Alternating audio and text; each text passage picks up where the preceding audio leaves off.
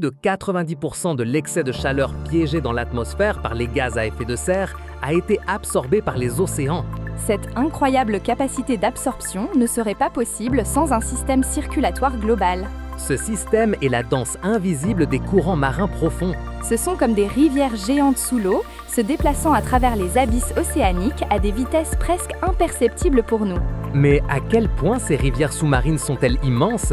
Le Gulf Stream, par exemple, qui n'est qu'une partie d'un système beaucoup plus vaste, transporte en une seconde plus de 100 millions de mètres cubes d'eau. Pour mettre cela en perspective, c'est plus de 100 fois le débit combiné de toutes les rivières du monde. Et ce n'est qu'une fraction de la circulation globale qui régule le climat de notre planète. Ces courants ne sont pas seulement des mouvements superficiels poussés par le vent. Nous parlons de la circulation thermohaline, un moteur océanique global qui opère dans les profondeurs, là où la lumière du soleil n'arrive jamais.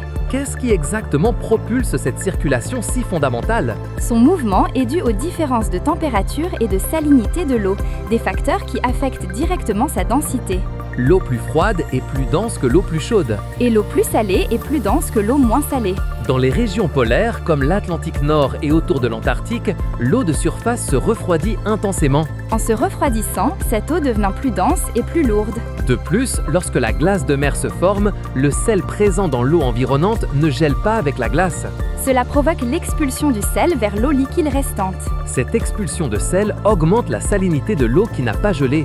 De cette manière, l'eau restante devient encore plus dense en raison de sa plus grande salinité et de sa température plus basse. Cette eau froide est très salée et si dense qu'elle coule, plongeant vers le fond de l'océan. C'est comme une cascade invisible poussant d'énormes volumes d'eau vers les profondeurs abyssales. Cet enfoncement massif est le point de départ des courants profonds. Une fois au fond, cette eau froide et dense commence son long voyage, se déplaçant lentement à travers les bassins océaniques. À quelle vitesse cette eau se déplace-t-elle dans les profondeurs? Leurs vitesses sont généralement extrêmement lentes, souvent à peine quelques centimètres par seconde. C'est beaucoup plus lent que les courants de surface, qui peuvent atteindre plusieurs kilomètres par heure. Cependant, l'échelle des volumes d'eau impliqués est ce qui leur confère leur immense importance. Combien de temps faut-il à une goutte d'eau pour effectuer le voyage de la circulation thermohaline? Une seule goutte d'eau peut prendre de centaines à plus de 1000 ans pour compléter un cycle complet de cette ceinture transporteuse globale. Le voyage commence principalement dans l'Atlantique Nord. Là se forme la masse d'eau profonde de l'Atlantique Nord, ou NADW pour ses sigles en anglais, un composant vital. Cette masse d'eau froide et dense s'écoule vers le sud à travers l'Atlantique. Elle continue son parcours autour du cap de Bonne-Espérance, entrant dans l'océan Indien et l'océan Pacifique. Un autre point clé de formation d'eau profonde se trouve près de l'Antarctique.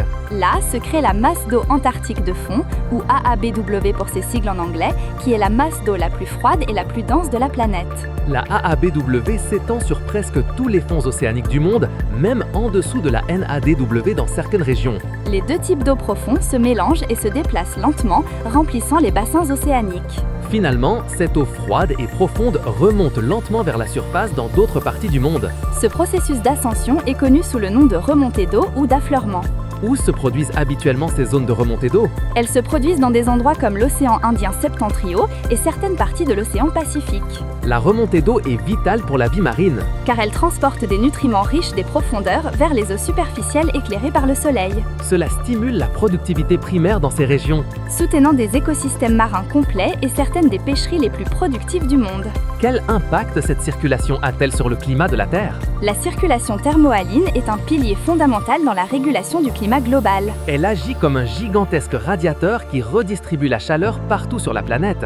Par exemple, le courant du Golfe transporte la chaleur tropicale vers l'Atlantique Nord. Ce transport de chaleur est la raison principale pour laquelle l'Europe occidentale joue d'un climat beaucoup plus tempéré. Sans ce courant, des villes comme Londres ou Paris auraient des températures hivernales similaires à celles de latitudes bien plus froides, comme celle du Labrador au Canada. Combien de degrés Celsius cette différence de température peut-elle signifier? Elle peut signifier une différence allant jusqu'à 10 ou 15 degrés Celsius dans les températures hivernales moyennes pour la région. Outre la chaleur, quelles autres substances importantes ces courants transportent-ils? Ils transportent de l'oxygène dissous vers les profondeurs, vital pour la vie marine qui ne dépend pas de la photosynthèse. C'est crucial pour les écosystèmes des eaux profondes, où le manque de lumière rend impossible la production d'oxygène par les plantes.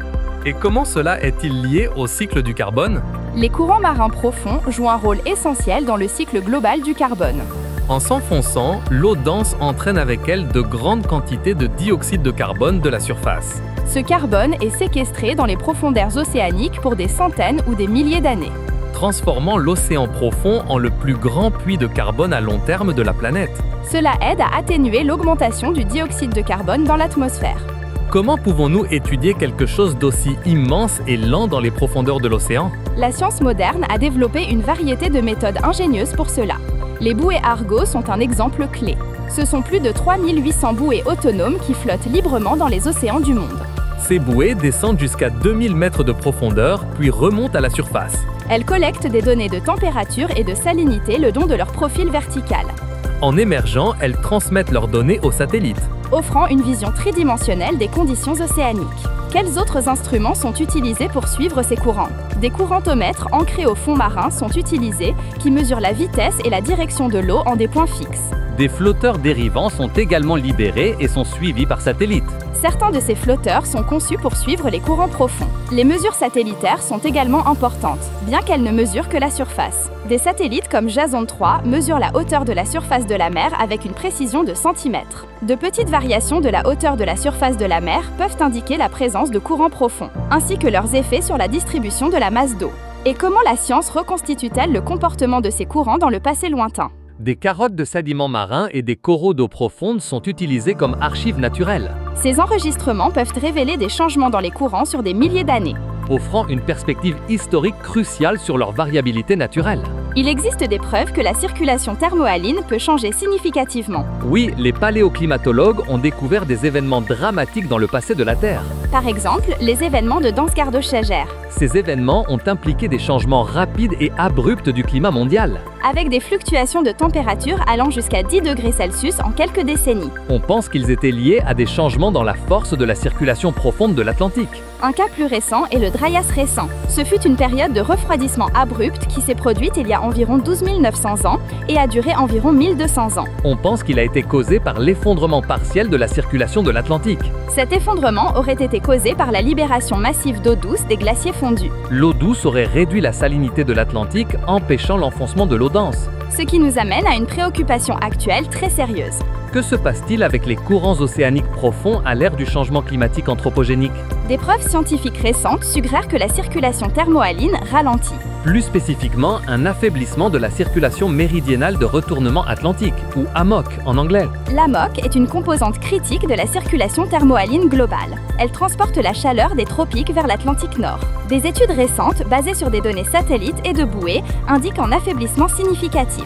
Certains modèles suggèrent que la MOC pourrait être la plus faible depuis plus de 1000 ans. Avec un affaiblissement allant jusqu'à 15% depuis le milieu du XXe siècle. Quels facteurs contribuent à cet affaiblissement préoccupant? La fonte accélérée des calottes glaciaires du Groenland est l'un des principaux. Cette injection massive d'eau douce réduit la salinité de l'Atlantique Nord, ce qui diminue la densité de l'eau de surface et rend difficile son enfoncement, qui est le moteur de la MOC. Le réchauffement global de l'océan joue également un rôle. En augmentant la température de l'eau de surface, la différence de densité avec les eaux profondes est réduite. Quelles implications un affaiblissement accru, voire un effondrement de la MOC aurait-il? Les conséquences seraient de grande envergure et potentiellement catastrophiques pour le climat mondial. L'une des premières serait un refroidissement régional abrupt en Europe de l'Ouest. Ironiquement, alors que le reste du monde se réchauffe, l'Europe pourrait connaître des hivers beaucoup plus rigoureux. Une élévation accélérée du niveau de la mer serait également projetée sur la côte est de l'Amérique du Nord. Cela est dû au fait que la MOC aide à maintenir l'eau dans une dépression dans l'Atlantique Nord. Si elle s'affaiblit, cette dépression se remplira, provoquant une élévation disproportionnée du niveau de la mer locale. Un scénario grave pourrait impliquer des changements drastiques dans les régimes de précipitation mondiales, ce qui pourrait entraîner des sécheresses sévères dans certaines régions et une augmentation des pluies torrentielles. Cela impacterait également les moussons en Afrique de l'Ouest et en Asie. Affectant la sécurité alimentaire de millions de personnes. La vie marine serait également profondément affectée. L'altération du transport des nutriments et de l'oxygène pourrait désorganiser les écosystèmes marins Cela entraînerait une réduction de la productivité des pêcheries. et à une plus grande extension des zones océaniques à faible teneur en oxygène ou zones mortes. La recherche et la surveillance de ces courants sont plus cruciales que jamais. Comprendre leur comportement et prévoir leurs changements est vital pour notre adaptation future. De multiples institutions et programmes internationaux collaborent à cette tâche titanesque. Par exemple, le programme RAPID, en collaboration entre le Royaume-Uni et les États-Unis, surveille la moque. Ils utilisent un réseau de capteurs le long des 26 degrés de latitude nord dans l'Atlantique. Ils collectent des données continues sur la force et la structure du courant. Ce type d'information constitue la base pour améliorer les modèles climatiques. Et pour éclairer les décisions concernant les politiques environnementales au niveau mondial. La danse invisible des océans, bien que lente et silencieuse, exerce un pouvoir immense sur la vie sur notre planète. C'est un rappel de la profonde interconnexion des systèmes de la Terre. Et de la nécessité de protéger notre climat mondial.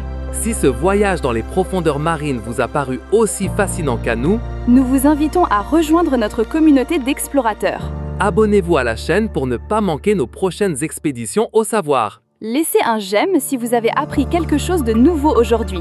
Partagez cette vidéo avec quelqu'un qui est passionné par la science. Et laissez-nous un commentaire en nous disant quel autre mystère vous aimeriez que nous explorions.